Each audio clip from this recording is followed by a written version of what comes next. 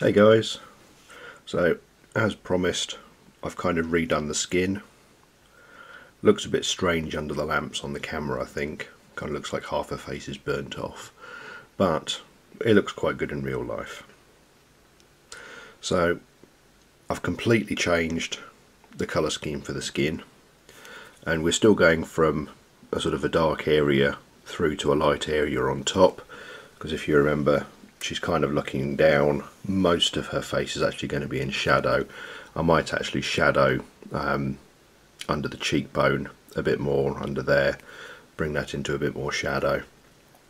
But essentially it goes from a very dark in there all the way through to a very bright highlight on the top of her forehead there. Again, I've tried to sort of blend it into the hair a little bit, sort of keep it sort of fading into the hair, and also got a half decent transition going across the forehead. It's a little rough at the moment, I think, the actual sort of paint job. I don't know if the camera's picking it up at all, but with a few more layers, a few more glazes on it, it'll smooth out quite nicely. So you can see from there it's quite a bright level, but in there you can see it's quite dark. There is on the dark side of the face, there is highlighting along the cheekbone and sort of on the top of the head here, and a bit more sort of on the chin, but essentially it is pretty much 50-50 down the middle of her face, dark and light. So the colours I used to do this, I'm just going to zoom out slightly, out even. So the colours I've used for this are completely different to previous. Previously I was using Vallejo Flat Flesh for the model colour. It's quite a nice flesh tone, it's not too bad. It's a little on the sort of creamy side. It's quite a sort of, it's not yellowy, which is nice. I know some flesh tones you can get are really quite yellowy, and skin is not yellow particularly, unless you've got something horribly wrong with you. But what I thought was, because she's kind of an autumn character, we probably wanted a sort of a yellowy effect in there. So I picked up basic Skintone, also from Model Colour, and I'll just do a quick comparison there. So you can see there's a lot more of a sort of a pinkish yellow hue to that, whereas that almost looks greenish on the camera. That's quite bizarre. But you can see it's a lot sort of pinker. It's a lot sort of livelier, a livelier flesh tone.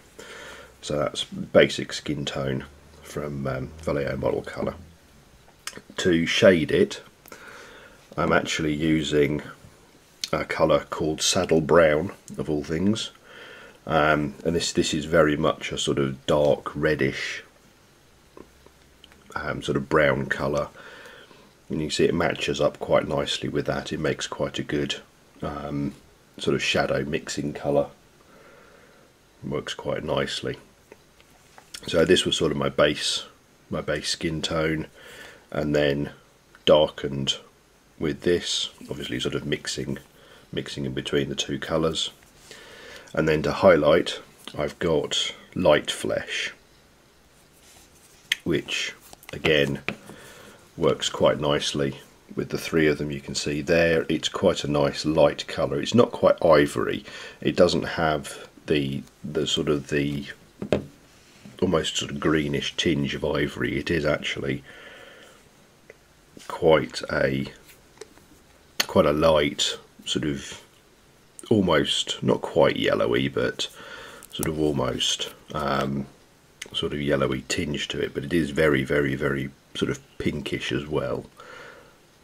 There's quite a nice sort of pinkish tinge, so that was used for sort of highlights on the top. So the sort of Light Flesh, basic skin tone, and then down to Saddle Brown. I left in the very deepest of shadows under there, I left a bit of the sort of the blackish colour that we had in there, but it looks alright. We can live with that. I haven't painted the eyes in.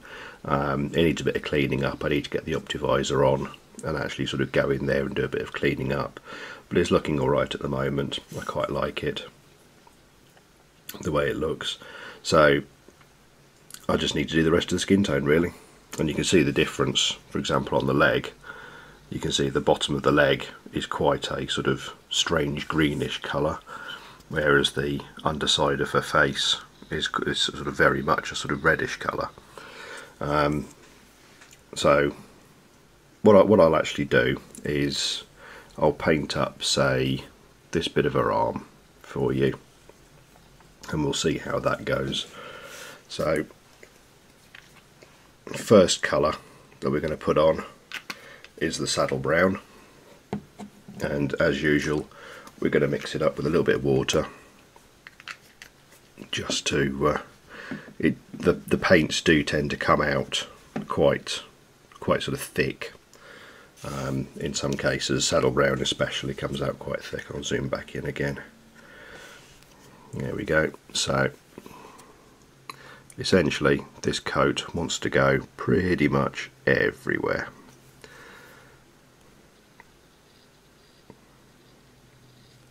And of course, if I decide the saddle brown isn't actually dark enough for me, I can always go a bit darker and go in with, say, a bit of a black mix in there, or maybe find a sort of a dark colour that works well with it. So essentially there we go. So that's the arm painted in. Looks a bit odd at the moment because obviously it's sort of quite a darkish colour. So next up, I'm going to put some of the basic skin tone on the palette. Again, water it down.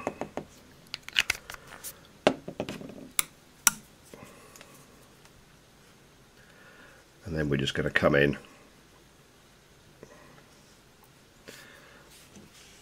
with that on top. So that's still drying, I think.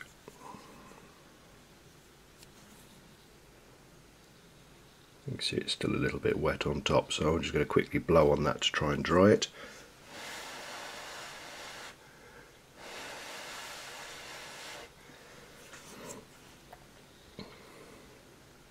So there we go, that should do the trick. So we're going to come back in.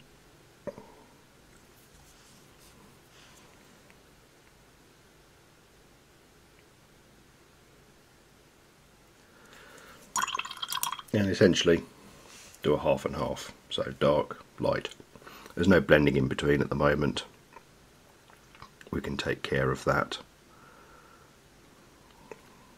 in a little bit, just like that.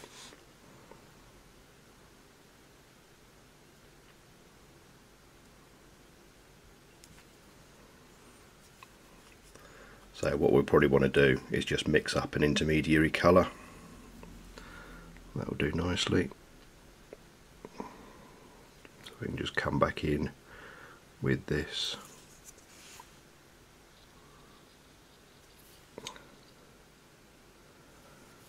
Sorry, having camera issues. I've moved the bottles out of the background. There we go. Should be alright now.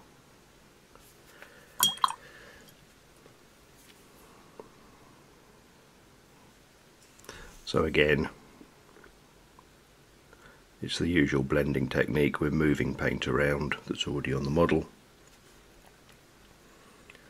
I'll make that a little bit darker, I think. So there on the arm we've now essentially got three colours. We've got a light on top, middling and dark. And again you can come in with an even darker colour on the base if you want.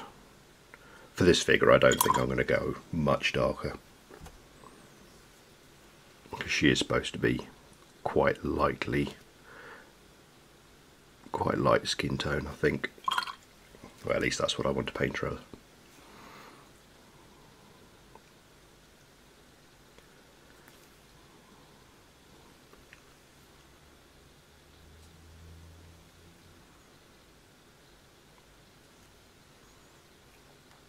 Obviously the choices you take for your own colours. Now you see I'm having a problem where the paint, if I can get a close up there, there it is, you see that little bit there, that's where I hadn't waited for the paint to dry and it actually removed part of the previous paint like that, and that's where you get this roughness from. If you're too over eager to paint a model, then you're going to end up with this roughness on it. You need to wait for each layer to dry or you're going to get this problem, and obviously the way to solve it is to just overpaint it like that and then wait for that to dry.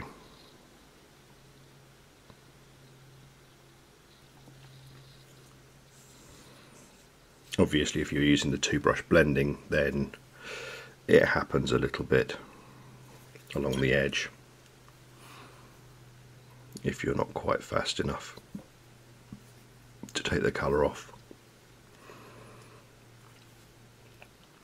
So you can see we've got too much paint on the brush and there's still a little area in there that's showing through the dark colour. Now down in this crease we might actually want to show the dark colour in there and bring that back a little bit, but for the moment we can live with how that's looking. So again, the blending's not great because I'm working this way too quickly and I'm getting horrendous tearing all over the paint because it's not having time to dry. So obviously now the next stage, if I grab some of the lighter flesh tone,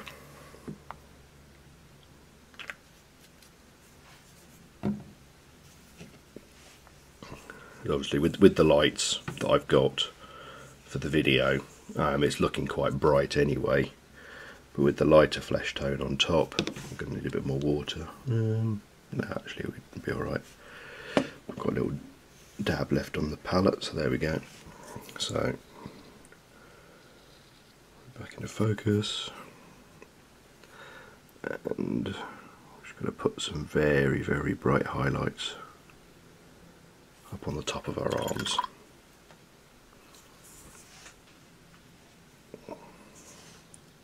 So there we go. So that's basically the colours that I'll be using. What I'll probably do is tidy up her face a little bit more, put the eyes in, put some lipstick on her, and probably, I know the original model I had a sort of green eyeshadow sort of underneath her eyebrow, so I might do that again. I'll see how it looks, but essentially I'm a lot happier with the skin tone like this. I know it looks a bit strange on the video, it sort of looks like half her face is burnt off or something, it looks like a Batman villain or something, but in person it looks alright.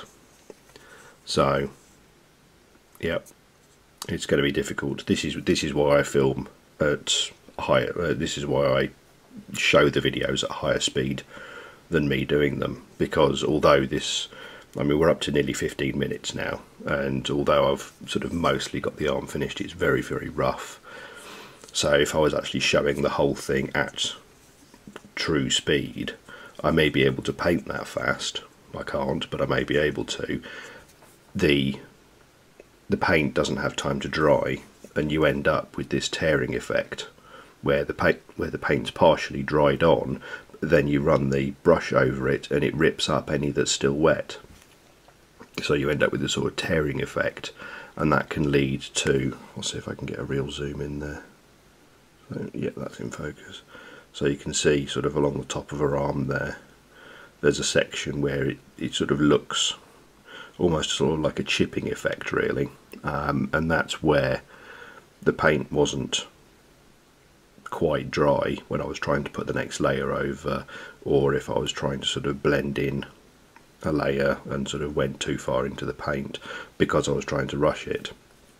So this is why I tend to paint, or tend to show the videos in sort of double speed or triple speed, because painting this whole model in real time, you get bored. You get seriously bored, even more bored than you are at the moment. So yeah, that's why I show videos at high speed, because it just makes life a lot easier for everyone. But anyway, so what I'll do next is repaint the skin tones on camera, really. So that'll probably be next week's video. Alright, cheers.